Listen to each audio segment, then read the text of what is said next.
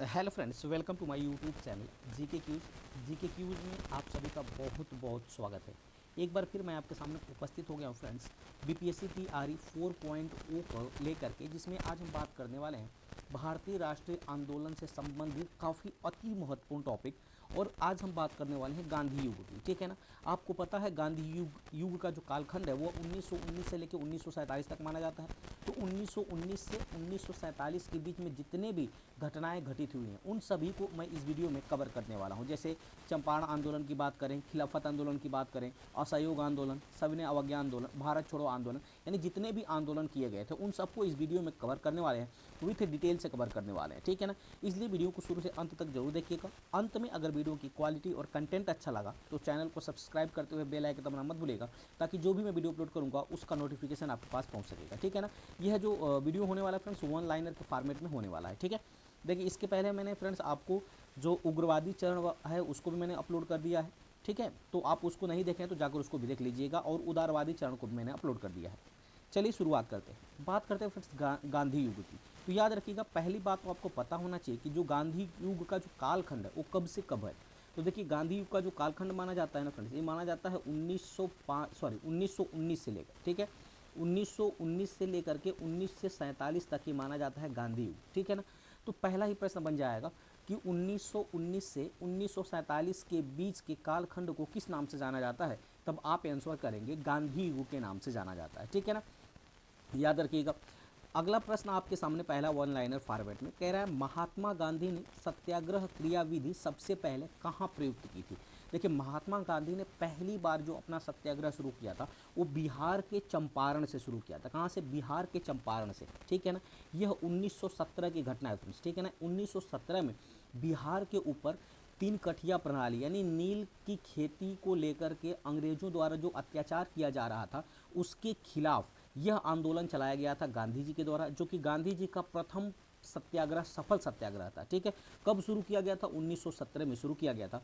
इसमें क्या था फ्रेंड्स ना कि किसानों के द्वारा 3/20 हिस्से पर खेती करना अनिवार्य कर दिया गया था अंग्रेजों के द्वारा, ठीक है ना।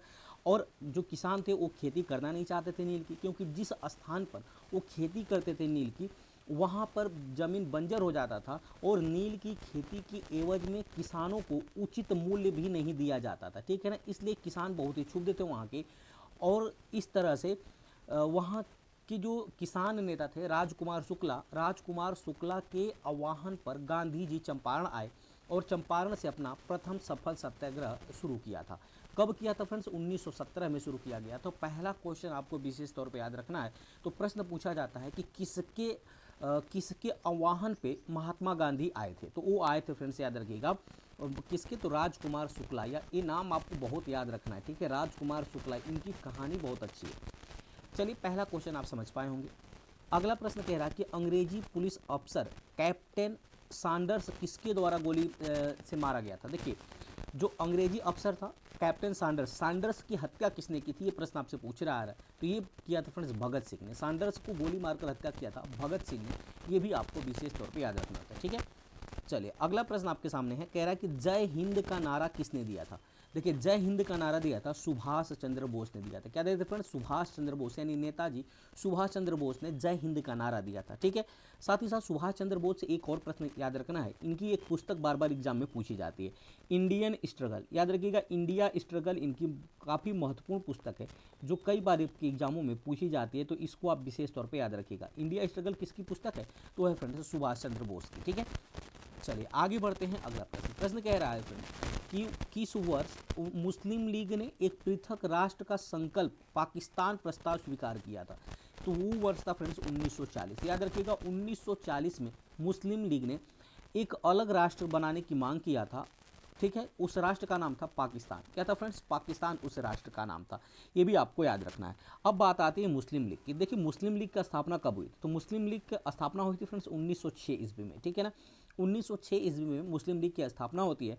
आगा खां और सलीम उल्लाह के नेतृत्व में इसकी स्थापना होती है। हालांकि मुस्लिम लीग की स्थापना मोहम्मद अली जिन्ना ने नहीं किया था, क्योंकि प्रश्न दे दिया जाता है कि मुस्लिम लीग की स्थापना किसने किया था, तो ये आपको तुरंत पहला ऑप्शन मिल जाता है मोहम्मद अली जिन्ना। लेकिन मोहम्मद अली जिन्ना ने मुस्लिम लीग की स्थापना नहीं किया था, ये भी विशेष तौर पर आपको याद रखना है, ठीक है।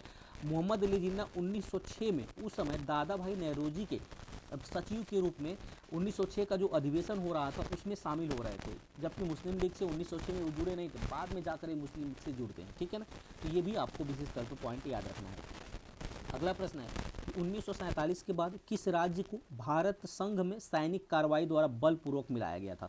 तो याद रखिएगा, जो हैदराबाद था ना फ्रेंड्स, हैदराबाद को 1947 ईस्वी में भारत ने सैनिकों के बल पर के अपने भारत में इसको मिला लिया था, क्योंकि ये हैदराबाद जो थी फ्रेंड्स, ये स्वतंत्र रियासत हुआ करती थी, और इस रियासत को सैनिक कार्रवाई करते हुए भारत ने बलपूर्वक अपने में मिला लिया था। तो ये भी पॉइंट आपको विशेष तौर पर याद रखना पड़ेगा, ठीक है ना।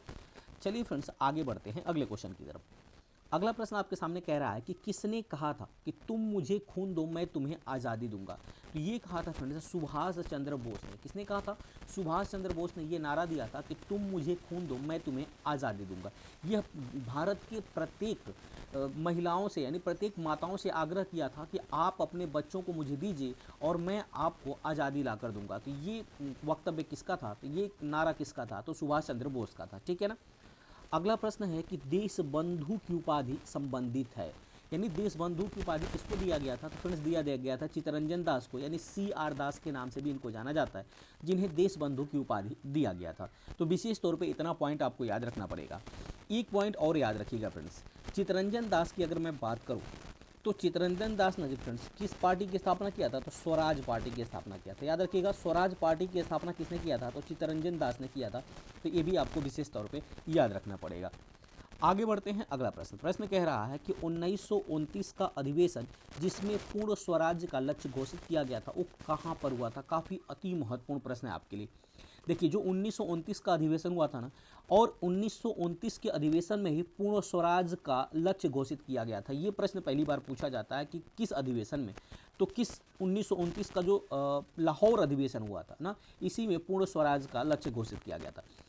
स्वराज्य का मतलब क्या होता है फ्रेंड? स्वराज्य का मतलब होता है कि भारत पर भारतीयों का शासन हो, उसको स्वराज्य कहा जाता है, ठीक है।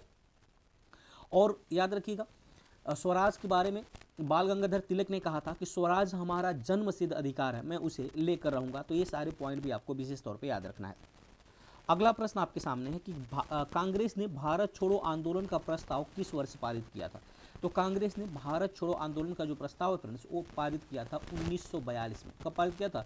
सन 1942 में भारत छोड़ो आंदोलन को शुरू किया गया था। ये भी विशेष तौर पर याद रखना है। अगला प्रश्न आपके सामने है कि सुभाष चंद्र बोस ने सिंगापुर में दिल्ली चलो का नारा दिया था। कब दिया था? तो 1943 में। 1943 में सुभाष चंद्र बोस ने सिंगापुर में ये नारा दिया था कि दिल्ली चलो, ठीक है। आगे बढ़ते हैं, अगला प्रश्न कह रहा है कि असहयोग आंदोलन जो कि 1920 से 1922 को क्यों निलंबित किया गया था? देखिए, असहयोग आंदोलन की मैं बात करूँ तो असहयोग आंदोलन जो होना था ना, ये अहिंसक होना था, ठीक है ना। ये अहिंसक होना था और इसमें क्या करना था कि अंग्रेजों का सहयोग नहीं करना था, यानी उनकी पार्टियों का बहिष्कार करना था, विदेशी वस्त्रों का बहिष्कार करना था, विदेशी वस्तुओं का बहिष्कार करना था। तो इस तरह से असहयोग आंदोलन को चलाया जा रहा था। लेकिन हुआ क्या कि गोरखपुर के चौरी चौरा नामक स्थान पर ज्यों ही भीड़ पहुंचती है तो वहाँ पर जो पुलिस थाना के लोग रहते हैं, पुलिस थाना जो पुलिस वाले रहते हैं, वो इस भीड़ पर लाठियाँ बरसा देते हैं। जब भीड़ पे लाठियाँ बरसा देते हैं तो गुस्साई जो भीड़ होती है ना, वो क्या करती है कि चौरी चौरा के गोरखपुर थाने का जो चौरी चौरा नाम थाना था वहीं पर आग लगा देती है। और आग लगाने के बाद कुल लगभग 22 पुलिसकर्मी जलकर मर जाते हैं, जिसकी वजह से ये जो असहयोग आंदोलन था ये हिंसात्मक हो जाता है। तो इसीलिए गांधी जी जो है ना फ्रेंड्स, इसको क्या करते हैं तो 12 तारीख को 2022 को वापस ले लेते हैं। तो ये कह रहा है चौरी चौरा में हिंसक घटना के कारण ही जो असहयोग आंदोलन था उसको निलंबित कर दिया जाता है। तो ये भी सारे पॉइंट आपको विशेष तौर पे याद रखना पड़ेगा। आगे बढ़ते हैं, अगला प्रश्न। प्रश्न कह रहा है कि वर्ष 1919 में जलियांवाला बाग हत्याकांड कहाँ पर हुआ था। देखिए वर्ष 1919 का जलियांवाला बाग हत्याकांड जो हुआ था फ्रेंड्स, वो कहाँ, अमृतसर पंजाब के अंदर हुआ था। देखिए ये जलियांवाला जो बाग था ना फ्रेंड्स, ये जलियांवाला बाग की एक विशेषता थी कि जाने का भी रास्ता एक ही था और आने का भी रास्ता एक ही था।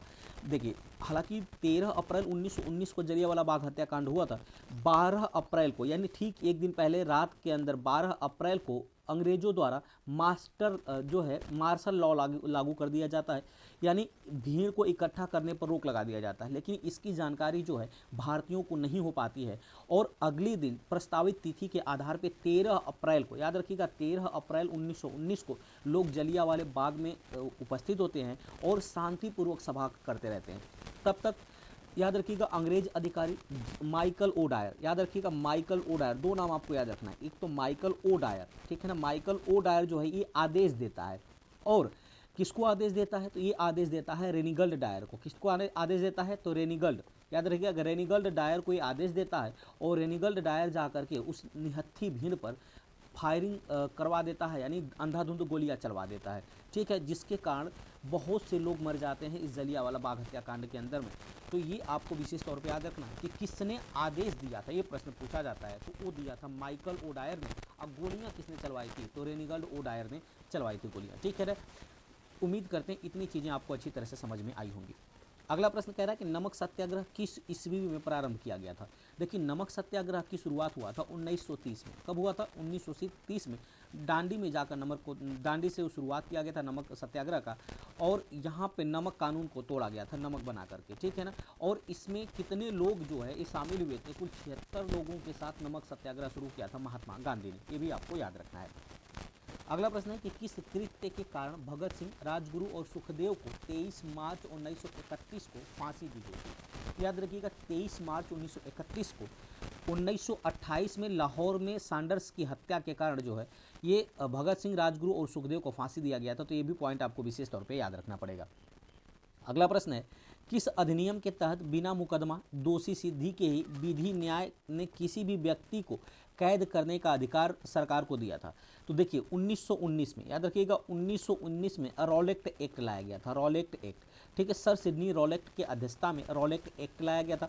और इस रॉलेक्ट एक्ट का जो प्रावधान था, इसके तहत किसी भी भारतीय को संदेह के आधार पर गिरफ्तार किया जा सकता था और उस गिरफ्तार किए गए व्यक्ति को न तो अपील करने का अधिकार था, न तो दलील पेश करने का अधिकार था, न ही वकील करने का अधिकार पेश था, ठीक है ना। इसीलिए इसे बिना वकील, बिना दलील और बिना अपील का कानून कहा गया, ठीक है ना। और इसे भारत के लोगों ने काला कानून की संज्ञा दिया है, ठीक है ना, काला कानून की संज्ञा दिया था। तो ये भी आपको याद रखना है कि पूछा जाता है कि काला कानून के नाम से किसको जाना जाता है, तो वो रॉलेट एक्ट को जाना जाता है। तो ये भी विशेष तौर पे याद रखना है, ठीक है। 2 वर्षों तक लोगों को उठाकर जेल में डाला जा सकता है, ठीक है, ये भी आपको विशेष तौर पे याद रखना है। आगे बढ़ते हैं, अगला प्रश्न कह रहा है कि गांधी इरविन समझौता 5 मार्च 1931 किससे संबंधित है। देखिए गांधी इरविन जो समझौता है ना, वो 5 मार्च 1931 को होता है और सविनय अवज्ञा आंदोलन से ये संबंधित है। तो ये भी विशेष तौर पे आपको याद रखना है। हालांकि गांधी इरविन समझौता के तहत याद रखिएगा गांधी जी कुल 11 मांगे रखते हैं इरविन के सामने, ठीक है ना, कुल 11 मांगे इरविन के सामने रखते हैं। बदले में जो इरविन है ना, गांधी जी को द्वितीय गोलमेज सम्मेलन में भाग लेने के लिए राजी कर लेते हैं, ठीक है ना। तो ये एक प्रश्न आपको बीपीएससी टीआरई 2 में पूछा गया था कि गांधी इरविन समझौता कब हुआ था, तो वो हुआ था फ्रेंड्स 5 मार्च 1931 को। ये डेट विशेष तौर पे आपको याद रखना पड़ेगा, ठीक है। चलिए आगे बढ़ते हैं अगले क्वेश्चन की तरफ। अगला क्वेश्चन कह रहा है कि स्वतंत्र भारत के प्रथम महाराज्यपाल या गवर्नर जनरल कौन थे। तो याद रखिएगा स्वतंत्र भारत के प्रथम गवर्नर जनरल थे लॉर्ड माउंटबेटन। कौन थे फ्रेंड्स, लॉर्ड माउंटबेटन जो थे ये प्रथम स्वतंत्र भारत के प्रथम गवर्नर जनरल थे। ये सीधा सीधा प्रश्न आपके एग्जाम में पूछा जाता है, ठीक है। अगला प्रश्न है कि किस अधिनियम में पहली बार भारत के लिए संघीय संरचना प्रस्तुत किया गया था। तो देखिए 1935 का जो अधिनियम आया था, इसी अधिनियम में भारत में पहली बार संघीय संरचना के लिए प्रस्तुत किया गया था 1935 का अधिनियम, ठीक है ना। ये भी विशेष तौर पर याद रखना है। और जो 1935 का अधिनियम है फ्रेंड्स, इस अधिनियम से भारतीय संविधान में बहुत से प्रावधान रखे गए हैं, तो ये बहुत ही मुख्य और इम्पोर्टेंट है। अगला प्रश्न है कि काकोरी ट्रेन डकैती कांड के नायक कौन थे। देखिए काकोरी ट्रेन डकैती कांड के नायक थे राम प्रसाद बिस्मिल। राजेंद्र लाहिड़ी, राम प्रसाद बिस्मिल, ये लोग जो थे फ्रेंड काकोरी ट्रेन डकैती के महानायक थे। याद बात करते हैं काकोरी ट्रेन को वर्तमान में किस नाम से जाना जाता है, तो इसको काकोरी ट्रेन एक्शन के नाम से जाना जाता है। याद रखिएगा, ये भी प्रश्न आपके एग्जाम में पूछा जा सकता है। वर्तमान में इसका नाम हो गया काकोरी ट्रेन एक्शन, ये भी आपको विशेष तौर पर याद रखना पड़ेगा, ठीक है ना। उसके बाद राम प्रसाद बिस्मिल, राजेंद्र लाहिड़ी और सबको उठा करके जेल में डाल दिया जाता है और उसके बाद इनको फांसी दे दी जाती है। अगला प्रश्न है 1919 के अधिनियम में द्वैध शासन धारणा को जिस व्यक्ति ने परिचित कराया था वो कौन थे, वो थे फ्रेंड्स चेम्सफोर्ड। याद रखिएगा, चेम्सफोर्ड जो थे ना फ्रेंड्स द्वैध शासन को परिचित कराया था किस सन में, तो 1919 में। तो ये भी विशेष तौर पर याद रखना है, किसने कराया था, तो चेम्सफोर्ड ने। अगला प्रश्न है कि 23 फरवरी 1946 को रॉयल इंडियन नेवी के विद्रोहियों को आत्मसमर्पण के लिए राज्य किया था। रॉयल इंडियन नेवी के विद्रोहियों को आत्मसमर्पण के लिए 23 फरवरी 1946 को वल्लभ भाई पटेल एवं मोहम्मद अली जिन्ना ने जो है उनको राजी किया था। तो ये दोनों नाम आपको विशेष तौर पे याद रखना है, ठीक है। चलिए आगे बढ़ते हैं। अगला प्रश्न आपके सामने कह रहा है कि 1939 में पहली बार महात्मा गांधी ने देशी राज्य में नियंत्रित जनसंघर्ष चलाने की विशेष तकनीक को अपनाया। उन्होंने अपने एक निकट सहयोगी को सत्याग्रह करने की इजाज़त दी।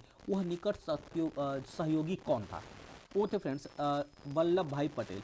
राजकोट में इन्होंने चलाने की अनुमति दिया था और वो थे वल्लभ भाई पटेल। ये भी आपको याद रखना है। वल्लभ भाई पटेल को सरदार के नाम से जाना जाता है, सरदार वल्लभ भाई पटेल। और ये सरदार की उपाधि किसने दिया था फ्रेंड्स, ये बारदोली की महिलाओं द्वारा। याद रखिएगा, बारदोली के महिलाओं द्वारा इनको सरदार की उपाधि दिया गया था। तो ये भी पॉइंट आपको विशेष तौर पर याद रखना है। आगे बढ़ते हैं फ्रेंड्स। अगला प्रश्न है कि किस आंदोलन में महात्मा गांधी ने भूख हड़ताल को एक हथियार के रूप में शुरू किया था। देखिए, आप इसको बहुत ध्यान से देखिएगा, ये बहुत ही महत्वपूर्ण प्रश्न है। तो 1918 का जो अहमदाबाद मिल मजदूर हड़ताल हुआ था ना, इसी हड़ताल में महात्मा गांधी ने पहली बार भूख हड़ताल के रूप में, एक हथियार के रूप में भूख हड़ताल को अपनाया था और ये सफल भी रहा था। तो ये भी विशेष तौर पर याद रखना है। पहली बार इन्होंने 1917 में चंपारण में अपना प्रथम सत्याग्रह किया था। उसके बाद 1918 में, याद रखिएगा, 1918 में इन्होंने अहमदाबाद मिल मजदूर आंदोलन किया था। और 1918 में इन्होंने जो फ्रेंड्स है ना, ये याद रखिएगा, 1917 में चंपारण सत्याग्रह, 1918 में अहमदाबाद मिल आंदोलन और 1918 में खेड़ा सत्याग्रह भी इन्होंने किया था। तो ये भी विशेष तौर पर याद रखना है, ये तीनों सत्याग्रह इनके सफल रहे थे। अगला प्रश्न है कि जलियांवाला बाग में गोली चलाने का आदेश किसने दिया था। देखिए, जलियांवाला बाग में गोली चलाने का आदेश मैं पहले बता चुका हूं कि माइकल ओ डायर ने दिया था। किसने दिया था, माइकल ओ डायर ने आदेश दिया था। जबकि गोली किसने चलवाया था, तो रेनिगल्ड ओ डायर ने गोली चलवाया था। तो ये दोनों पॉइंट आपको विशेष तौर पर याद रखना है। बाद में जो समिति बनी थी फ्रेंड्स, ठीक है ना, उस समिति के तहत जांच किया गया। तो उसने कहा कि समिति ने क्या पेश किया, समिति ने ये कहा कि जो माइकल ओडायर था, इसने अपने शक्तियों का थोड़ा सा ज़्यादा प्रयोग कर लिया है और इनको नौकरी से बर्खास्त कर दिया गया। और नौकरी से बर्खास्त करने के बाद जब ये इंग्लैंड पहुंचते हैं तो इंग्लैंड में इनको बहुत सम्मानित किया जाता है। आयरन ऑफ स्वार्ड से इनको सम्मानित किया जाता है, इनको पैसे से सम्मानित किया जाता है और ब्रिटिश का शेर के नाम से इनको संज्ञा दिया जाता है। तो देखिए, अंग्रेज़ों की कितनी जो रणनीति थी, कितनी बेकार रणनीति थी भारतीयों के प्रति। अगला प्रश्न है कि महात्मा गांधी को सर्वप्रथम राष्ट्रपिता किसने कहा था। तो महात्मा गांधी को सर्वप्रथम राष्ट्रपिता कहा था सुभाष चंद्र बोस ने। किसने कहा था, सुभाष चंद्र बोस ने फ्रेंड्स महात्मा गांधी को राष्ट्रपिता कहा था। जबकि राष्ट्रपिता महात्मा गांधी ने सुभाष चंद्र बोस को नेताजी कहा था। किसने कहा था, नेताजी। तो ये दोनों पॉइंट आपको विशेष तौर पर याद रखना पड़ेगा, ठीक है ना। चलिए आगे बढ़ते हैं अगले क्वेश्चन की तरफ। अगला प्रश्न कह रहा है कि क्रिप्स मिशन 1942 के असफल होने के बाद सबसे महत्वपूर्ण कारण कौन सा था। देखिए, क्रिप्स मिशन ग्रहण करने या छोड़ देने वाला दृष्टिकोण जात हुआ, यही सबसे महत्वपूर्ण कारण था। जो क्रिप्स मिशन था फ्रेंड्स 1942 में भारत आया था ना, 1942 में क्रिप्स मिशन भारत आया था।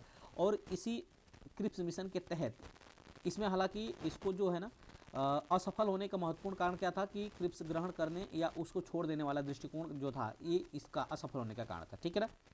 अगला प्रश्न है कि भारतीय राष्ट्रीय कांग्रेस के सबसे अधिक समय तक अध्यक्ष कौन थे। काफ़ी अति महत्वपूर्ण प्रश्न है। देखिए, भारतीय राष्ट्रीय कांग्रेस के सबसे अधिक समय तक अध्यक्ष थे अबुल कलाम आज़ाद। कौन थे, अबुल कलाम आज़ाद, जो कि भारत के स्वतंत्र भारत के पहले शिक्षा मंत्री थे। याद रखिएगा, स्वतंत्र भारत के पहले शिक्षा मंत्री कौन थे, तो वो थे अबुल कलाम आज़ाद, जो सबसे ज़्यादा समय तक कांग्रेस के अध्यक्ष पद पे रहे थे। तो ये भी विशेष तौर पे आपको याद रखना पड़ेगा, ठीक है ना। चलिए आगे बढ़ते हैं अगले प्रश्न की तरफ। अगला प्रश्न है कि 15 अगस्त 1947 को भारत ने अपनी पहली आज़ादी का जश्न कब मनाया था? तो देखिए 15 अगस्त 1947 को पहली बार भारत ने अपने आज़ादी का जश्न मनाया था कोलकाता में। कहाँ मनाया था? कोलकाता में मनाया था। तो ये भी विशेष तौर पे आपको याद रखना है, क्योंकि हमारा देश जो है ना वो 15 अगस्त 1947 को स्वतंत्र हो गया था। ठीक है ना। आगे बढ़ते हैं। अगला प्रश्न है कि भारत एवं पाकिस्तान का विभाजन किस योजना के तहत किया गया था? तो लॉर्ड माउंटबेटन योजना के तहत भारत और पाकिस्तान का विभाजन किया गया था। तो ये योजना आपको विशेष तौर पर याद रखनी पड़ेगी। अगला प्रश्न है कि महात्मा गांधी की हत्या कब हुई थी? 30 जनवरी 1948 को नाथूराम गोडसे ने महात्मा गांधी की हत्या किए थे। तो ये भी आपको याद रखना है कि कब किया था, तो 30 जनवरी 1948 को। अगला प्रश्न है कि कौन सा भारतीय स्वतंत्र भारत का पहला गवर्नर जनरल था? देखिए अगर प्रश्न पूछेगा स्वतंत्र भारत का प्रथम भारतीय गवर्नर जनरल, तो आप बताएंगे सी गोपालाचारी। क्या बताएंगे? सी गोपालाचारी। लेकिन अगर प्रश्न पूछेगा कि स्वतंत्र भारत का प्रथम गवर्नर जनरल, तो लॉर्ड माउंटबेटन आप बताओगे। ठीक है ना। लेकिन जब पूछेगा स्वतंत्र भारत का प्रथम भारतीय गवर्नर जनरल, तो वो थे सी राजगोपालाचारी। ये भी पॉइंट आपको याद रखना पड़ेगा। अगला प्रश्न आपके सामने है कि कायदे आजम किसे कहा जाता है? मोहम्मद अली जिन्ना को कायदे आजम के नाम से जाना जाता है। ये भी विशेष तौर पे आपको याद रखना पड़ेगा। ठीक है ना। चलिए आगे बढ़ते हैं। अगला प्रश्न है कि गांधी जी गोलमेज सम्मेलन में भाग लेने के लिए लंदन गए हुए थे। तो गांधी जी जो थे ना फ्रेंड्स, ये द्वितीय गोलमेज सम्मेलन में भाग लेने के लिए लंदन गए थे, जो कि 31 मार्च, याद रखिएगा 1931 में, 5 मार्च 1931 को जो गांधी इरविन समझौता हुआ था, उसी गांधी इरविन समझौता के तहत महात्मा गांधी द्वितीय गोलमेज सम्मेलन में भाग लेने गए थे। और वहाँ पर याद रखिएगा, वहाँ पर जब भाग ले रहे थे तो उस समय वहाँ से ये नाराज़ होकर के वापस भारत आ जाते हैं। क्यों आ जाते हैं? क्योंकि वहाँ पे जो लोग उपस्थित थे वो लोग अंग्रेज़ों से अलग अलग पृथक निर्वाचन मंडल की मांग करने लगते हैं। जैसे वहाँ पे याद रखिएगा पृथक निर्वाचन मंडल की मांग करने लगते हैं डॉक्टर भीमराव अंबेडकर, तो उससे नाराज़ हो जाते हैं गांधी जी। ठीक है ना। और वापस आ जाते हैं। अगला प्रश्न है कि असहयोग आंदोलन शुरू करने के समय भारत के वायसराय कौन थे? तो जब असहयोग आंदोलन शुरू हुआ था फ्रेंड्स, उस समय भारत के वायसराय थे लॉर्ड चेम्सफोर्ड। कौन था? लॉर्ड चेम्सफोर्ड भारत के वायसराय थे। अगला प्रश्न है कि भारतीय स्वतंत्रता आंदोलन के दौरान चर्चित पुस्तक इंडिया फॉर इंडियंस के लेखक कौन थे? काफ़ी अति महत्वपूर्ण प्रश्न फ्रेंड्स, याद रखिएगा। उसके लेखक थे चित्तरंजन दास। कौन थे? चित्तरंजन दास। ठीक है ना। ये भी विशेष तौर पे आपको याद रखना पड़ेगा। चित्तरंजन दास ने फ्रेंड स्वराज पार्टी की स्थापना भी किया था, तो ये भी आपको याद रखना है। मोतीलाल नेहरू और चित्तरंजन दास ने स्वराज पार्टी की स्थापना किया था, तो ये भी पॉइंट आपको विशेष तौर पे याद रखना है। ठीक है ना। आगे बढ़ते हैं। अगला प्रश्न है कि जनरल माइकल ओ डायर की हत्या किसने किया था? काफ़ी अति महत्वपूर्ण प्रश्न, याद रखिएगा।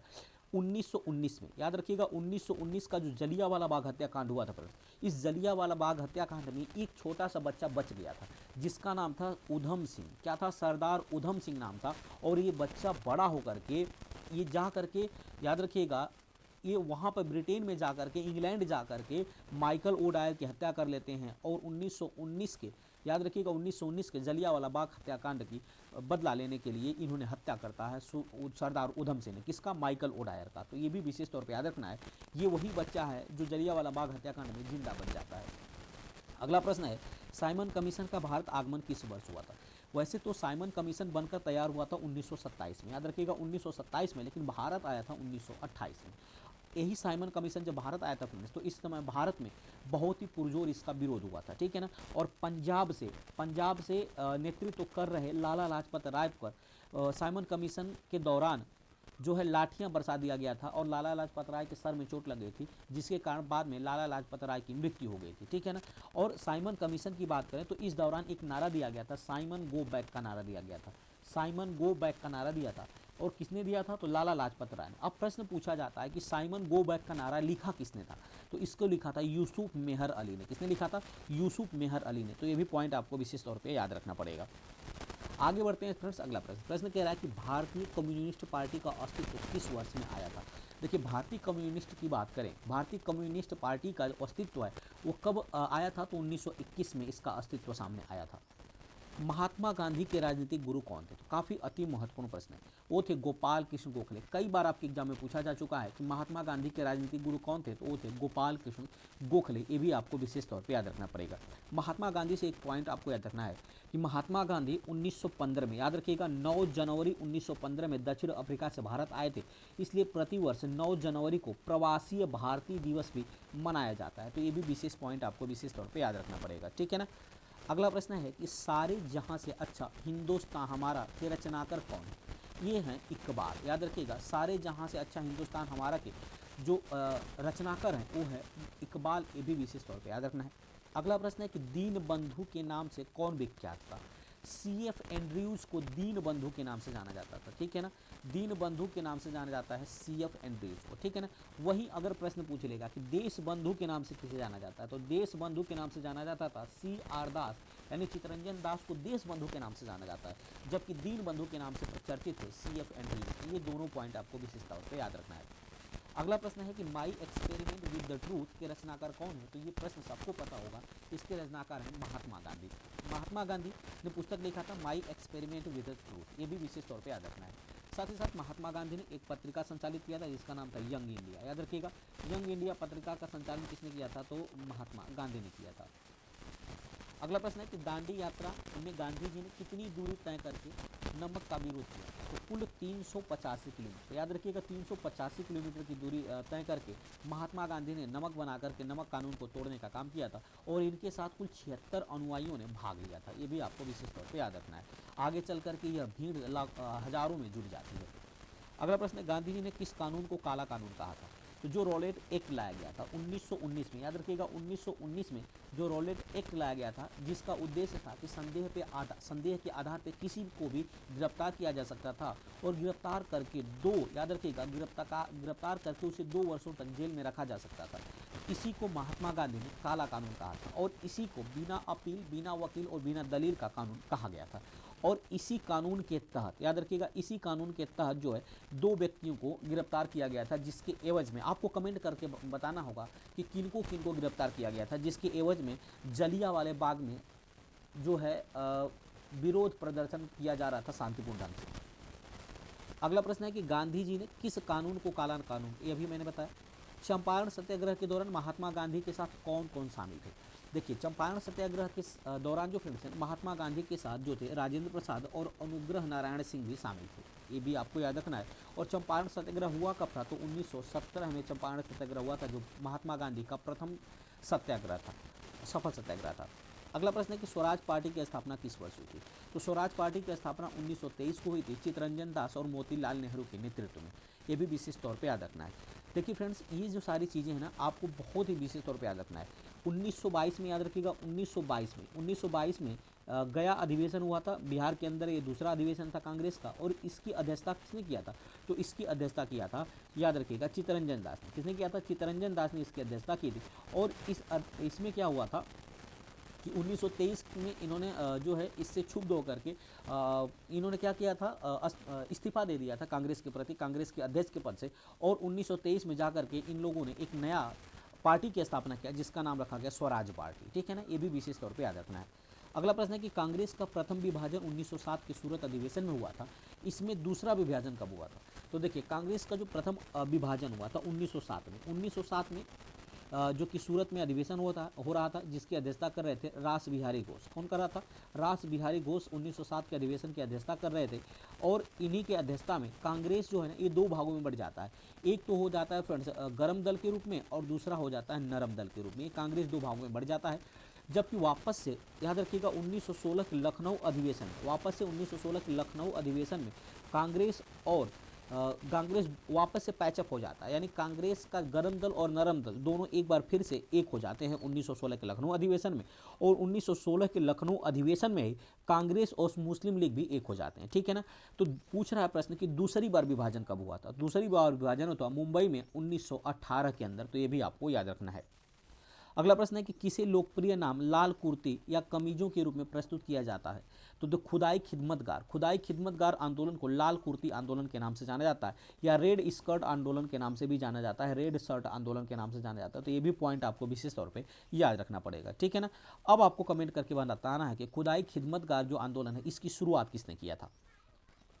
आगे बढ़ते हैं। अगला प्रश्न कह रहा है कि भारतीय राष्ट्रीय कांग्रेस 1947 में देश के विभाजन पर सहमत हो गई। इसका मुख्य कारण क्या था? इसका मुख्य कारण था कि कांग्रेस बड़े पैमाने पर सांप्रदायिक दंगों को टालना चाहती थी, जिसकी वजह से मुस्लिम लीग के इस बात को, यानी इस प्रस्ताव को स्वीकार कर लेती है, और भारत का 1947 में विभाजन हो जाता है 2 स्वतंत्र देश के रूप में। एक तो बन जाता है भारत और दूसरा पाकिस्तान। अगला प्रश्न है कि 1919 में पंजाब में हुए क्रूर अत्याचारों के विरोध स्वरूप ब्रिटिश सरकार से प्राप्त सर की उपाधि किसने लौटा दिया था? तो रविंद्रनाथ टैगोर ने सर की उपाधि लौटा दिया था। ये भी आपको विशेष तौर पर याद रखना है। जो 1919 में पंजाब के अमृतसर में जलियांवाला बाग हत्याकांड हुआ था, इस हत्याकांड के दौरान रविंद्रनाथ टैगोर ने अपनी उनको दी गई सर की उपाधि को अंग्रेजों को लौटा दिया था। साथ ही साथ जब असहयोग आंदोलन की शुरुआत किया गया था, असहयोग आंदोलन के दौरान महात्मा गांधी ने भी जो उनको केसर ए हिंद की उपाधि दिया गया था उसको इन्होंने लौटा दिया था। तो ये भी प्रश्न आपको विशेष तौर पे याद रखना है। अगला प्रश्न है कि स्वतंत्रता प्राप्ति के समय महात्मा गांधी कांग्रेस के सदस्य नहीं थे। स्वतंत्रता प्राप्ति के समय महात्मा गांधी कांग्रेस के सदस्य नहीं थे, ये भी पॉइंट याद रखना है। अगला प्रश्न है कि जलियांवाला बाग के नरसंहार के समय भारत का वायसराय कौन था? तो भारत का वायसराय था लॉर्ड चेम्सफोर्ड। याद रखिएगा, भारत का वायसराय पूछ लेगा तो लॉर्ड चेम्सफोर्ड था, ये भी आपको विशेष तौर पर याद रखना है, ठीक है ना। अगला प्रश्न है कि जवाहरलाल नेहरू द्वारा लिखी गई पुस्तक डिस्कवरी ऑफ इंडिया थी। जवाहरलाल नेहरू ने पुस्तक लिखा था, कौन सा? Discovery of India. तो ये भी आपको याद रखना पड़ेगा। आगे बढ़ते, अगला प्रश्न कह रहा है नेहरू रिपोर्ट को अंतिम रूप से अगस्त 1928 में आयोजित सर्वदलीय सम्मेलन में स्वीकार किया गया था। इस सम्मेलन की अध्यक्षता किसने किया था? तो इस सम्मेलन की अध्यक्षता कर रहे थे डॉक्टर अंसारी। कौन कर रहे थे? डॉक्टर अंसारी। और इसी सम्मेलन में 1928 में नेहरू रिपोर्ट को स्वीकार किया गया था। अगला प्रश्न है कि 1923 में चित्तरंजन दास एवं मोतीलाल नेहरू ने कहां पर स्वराज पार्टी की स्थापना किया था? तो याद रखिएगा, ये इलाहाबाद में स्वराज पार्टी की स्थापना किया था मोतीलाल नेहरू और चित्तरंजन दास ने, ठीक है ना। कहां पर किया था? तो 1923 ईस्वी में किया था, इलाहाबाद के अंदर। अगला प्रश्न है कि ब्रिटिश सरकार ने पहली बार यह घोषणा की कि उनकी मंशा भारत में धीरे धीरे एक उत्तरदायी सरकार बनाने की है। ये कब घोषणा किया था? तो अगस्त 1917 में। अगस्त 1917 में ब्रिटिश सरकार ने यह घोषणा किया था कि उनकी जो मंशा है ना, वो भारत के अंदर धीरे धीरे एक उत्तरदायी सरकार बनाने की है। अगला प्रश्न है कि चौरी चौरा नामक प्रसिद्ध स्थल कहाँ पर है? तो आपको पता है फ्रेंड्स, ये है गोरखपुर में। आप सबको पता है कि असहयोग आंदोलन के दौरान जो है फ्रेंड्स ना 1922 में असहयोग आंदोलन के दौरान चौरी चौरा नामक स्थान पर जो भीड़ है, भीड़ के ऊपर पुलिस वाले ने लाठियां भाजना शुरू कर देते हैं, जिसके एवज में गुस्साई भीड़ ने चौरी चौरा नामक थाना को जो आग लगा देती है, जिसमें 22 पुलिसकर्मी मर जाते हैं। तो ये स्थान कहाँ पर है? तो ये स्थान आपका है गोरखपुर के अंदर। अगला प्रश्न है कि किसने कहा था मध्य रात्रि के टकोर पर जब संसार सोता है भारत अपने जीवन व स्वतंत्रता के लिए जाग उठेगा? ये कहा था जवाहरलाल नेहरू ने। ये वक्तव्य, ये जो स्टेटमेंट है, आपको विशेष तौर पर याद रखना है कि ये किसने कहा था कि मध्य रात्रि के टकोर पर जब संसार सोता है भारत अपने जीवन व स्वतंत्रता के लिए जाग उठेगा। ये कहा था जवाहरलाल नेहरू ने, ठीक है। जवाहरलाल नेहरू ने लिखा था फ्रेंड्स, ये भारत के पहले प्रधानमंत्री थे और इन्होंने लिखा था डिस्कवरी ऑफ इंडिया। ये भी आपको याद रखना पड़ेगा था। इसकी पुस्तक का नाम है डिस्कवरी ऑफ इंडिया। अगला प्रश्न है who lives if India dies, ये किसकी कृति है? तो यह है Jawaharlal Nehru. Who lives if India dies, ये किसकी उक्ति है? तो ये है जवाहरलाल नेहरू, ठीक है ना। अगला प्रश्न है कि गांधी जी भारतीय राष्ट्रीय कांग्रेस के अध्यक्ष कितनी बार बने थे? मात्र एक बार गांधी जी 1924 में, याद रखिएगा 1924 के बेलगांव अधिवेशन की अध्यक्षता किया था।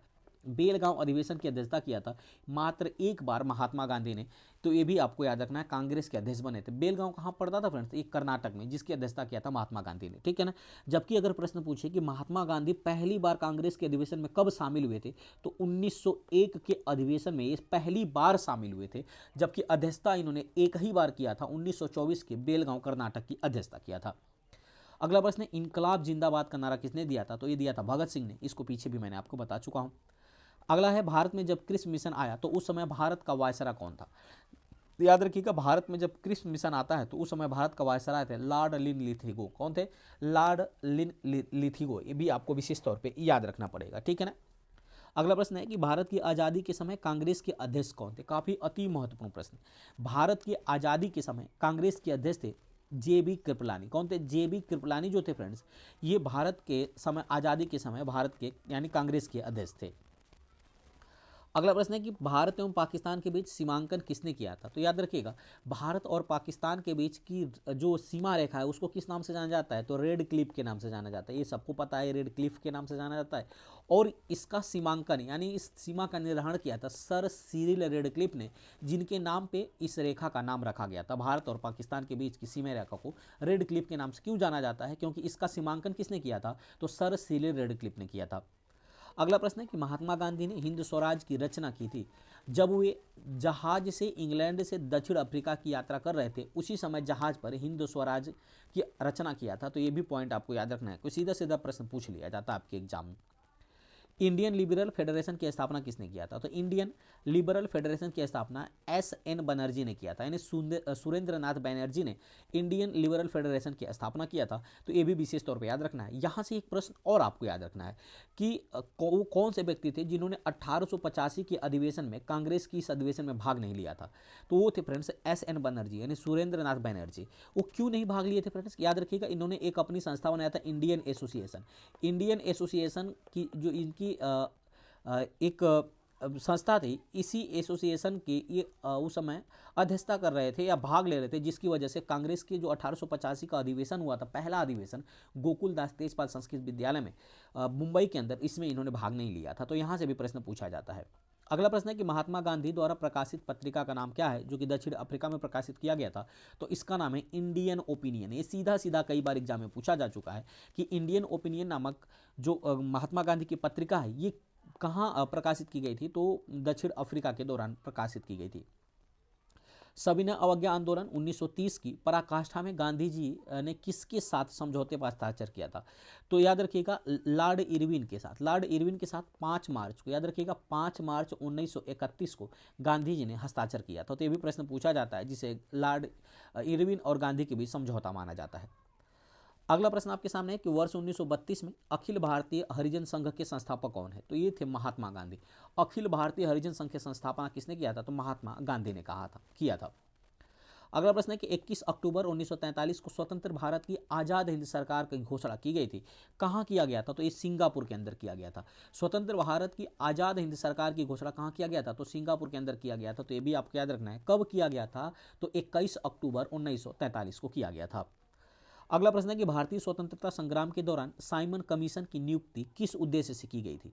तो इसकी नियुक्ति की गई थी 1919 के सुधारों की प्रगति की समीक्षा करने के लिए साइमन कमीशन की नियुक्ति किया गया था। हालांकि इसमें एक भी भारतीय नहीं था, ठीक है ना, इसलिए इसका पुरजोर विरोध हुआ था भारत के अंदर। भारत छोड़ो आंदोलन के समय इंग्लैंड का प्रधानमंत्री कौन था? तो भारत छोड़ो आंदोलन जो कि 1942 में शुरू किया गया था, इस दौरान इंग्लैंड के जो प्रधानमंत्री थे फ्रेंड्स, वो थे विंस्टन चर्चिल। कौन थे? Winston Churchill. ये नाम आपको विशेष तौर पर याद रखना है कि भारत छोड़ो आंदोलन 1942 के दौरान इंग्लैंड के प्रधानमंत्री थे विंस्टन चर्चिल। अगला प्रश्न है कि 1947 में भारतीय राष्ट्रीय कांग्रेस के दिल्ली अधिवेशन की अध्यक्षता किसने किया था? तो वो किए थे डॉक्टर राजेंद्र प्रसाद। भारत के पहले राष्ट्रपति डॉक्टर राजेंद्र प्रसाद जो थे फ्रेंड्स, 1947 के भारतीय राष्ट्रीय कांग्रेस के दिल्ली अधिवेशन की अध्यक्षता किया था। और ये याद रखिएगा, जो भारतीय राष्ट्रीय कांग्रेस के प्रथम अस्थायी अध्यक्ष, प्रथम जो फ्रेंड्स संविधान सभा के अस्थायी अध्यक्ष कौन बने थे? तो डॉक्टर राजेंद्र प्रसाद बने थे संविधान सभा के अस्थायी अध्यक्ष, ठीक है ना।